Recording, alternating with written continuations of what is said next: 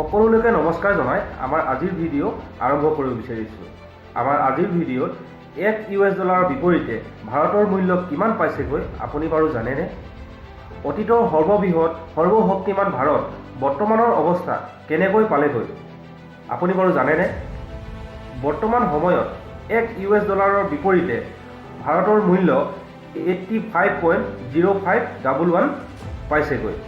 সমান 1 টকা হ'বৰ কাৰণে আমি কি কৰিব লাগিব আজি আমাৰ এই ভিডিঅ' প্ৰস্তুত কৰিছোঁ। আপোনালোকে ভিডিঅ'টো শেষলৈকে চাব। আৰু যদি আপোনালোকে আমাৰ এই ভিডিঅ' ফেচবুকত চাই আছে তেন্তে ফ'ল' কৰি ল'ব, আৰু যদি আপোনালোকে ইউটিউবত চাই আছে তেতিয়াহ'লে প্লিজ ছাবস্ক্ৰাইব কৰি ল'ব। ব'লক তেতিয়াহ'লে আমি ভিডিঅ'টো আৰম্ভ কৰোঁ। বৰ্তমান সময়ত $1 বিপৰীতে ভাৰতৰ মূল্য 85.0511লৈ পাইছেগৈ। বুৰঞ্জী অধ্যয়ন কৰিলে আমি দেখিবলৈ পাওঁ যে ইণ্ডাছ ভেলী চিভিলাইজেশ্যনৰ পৰা মোগল শাসনলৈকে আমাৰ ভাৰত সৰ্ববৃহৎ সৰ্বশক্তিমান আছিল। ভাৰতত উৎপাদন হোৱা সকলো সামগ্ৰীৰ ওপৰত বাহিৰা দেশসমূহ নিৰ্ভৰ কৰিছিল। কিন্তু মোগল আৰু ব্ৰিটিছসকলে শাসন কৰিবলৈ লোৱাৰ পাছৰ পৰাই আমাৰ ভাৰতৰ অৰ্থনীতি অৱনমিত ঘটিবলৈ ধৰিলে। তেওঁলোকে আমাক এনেদৰে শোষণ কৰিলে যে ভাৰতৰ বৰ্তমানৰ অৱস্থা পালেগৈ। এটা সময়ত ইংলেণ্ডৰ পাউণ্ড হৈ পৰিছিল গ্ল'বেল কাৰেঞ্চি। কিন্তু সেই কূটনীতি বেছিদিন নচলিল।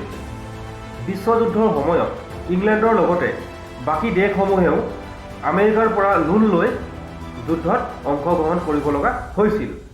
সেই লোনৰ বিনিময়ত আমেৰিকাই সকলো দেশৰ পৰা মূল্যৱান সম্পত্তি যেনে সোণ, ৰূপ ইত্যাদিসমূহ সংগ্ৰহ কৰিছিল।